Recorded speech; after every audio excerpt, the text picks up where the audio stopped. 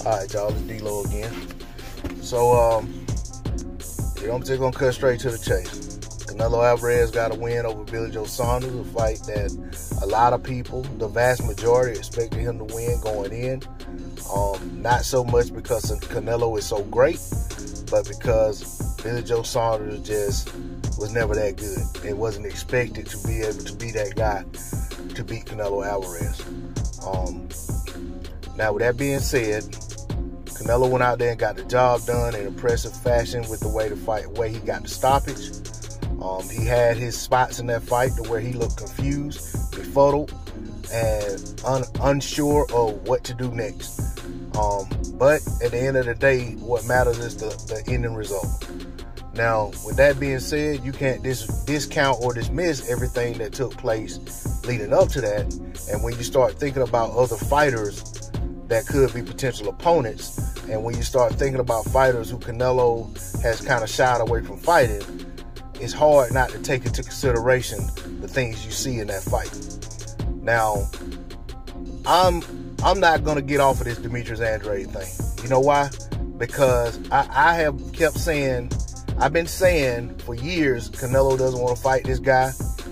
And then I've even got to a point where I said, well, nobody's going to pressure him, so Andrade just needs to move on. But you know what?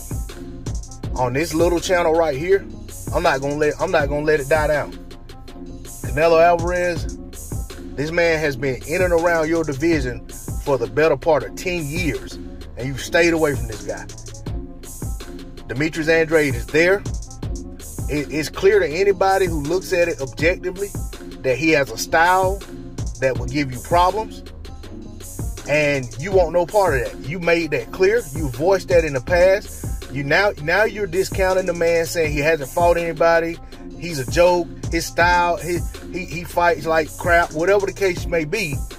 But at the end of the day, you can't take back what you said about him. And what you said initially was you don't like that style. So in other words, you don't want to face that style in the ring. You don't want to fight this guy because you know that his style is going to present problems. His skill set is going to present problems. His length is going to present problems. His ring intelligence, his angles are all going to present problems. Canelo Alvarez, you got people walking around here, and it's not your doing, but there are people walking around, sitting at their keyboards. You got people in boxing media running around talking about you may be the greatest of all time. Not the greatest Mexican of all time, the greatest boxer of all time. I've been reading and hearing that from certain people. And when those words are used, you got to think about all of the greats. Where I'll even go as far as to say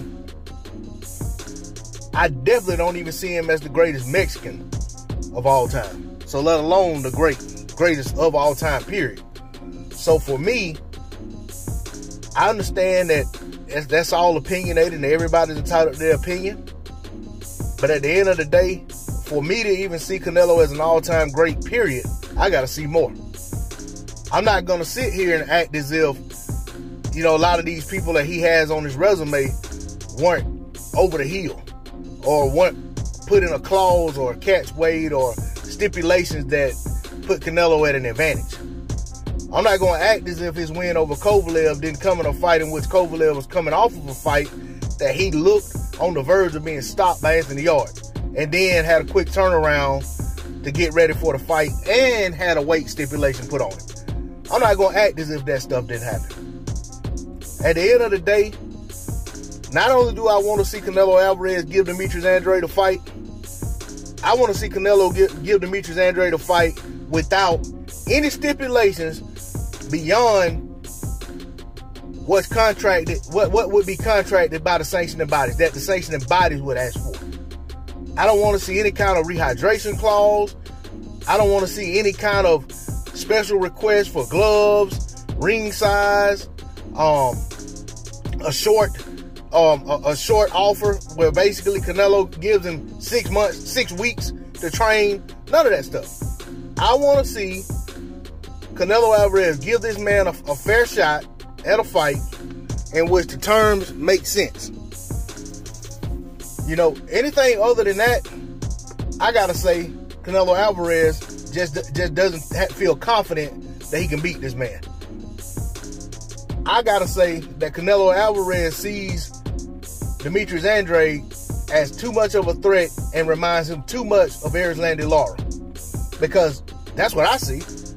I see a lot of similarities to Lara, except for in a bigger fighter, a little bit more athletic fighter, and a fighter who may hit a little bit harder. At the end of the day, Canelo Alvarez, if you're as great as they say you are, give that man an opportunity. It's past time. We've seen you strategically maneuver your way around certain fighters, certain fights. We've seen you stipulate guys to death going into fights. If you're as great as they say you are, give this man a fight and do it the right way. And I'm not saying put your pursuit of undisputed at 168, which you conveniently decided to go after once David Benavidez didn't have a title anymore. And once you realized that you weren't going to be able to get undisputed at 160 without going through Demetrius Andrade and Jamal Charlo, I'm saying after the Caleb Plant fight, win or lose, give this man a fight. That's all I got to say on the subject. D-Lo 404 Boxing. Like, share, comment, and subscribe. I'm out. Peace.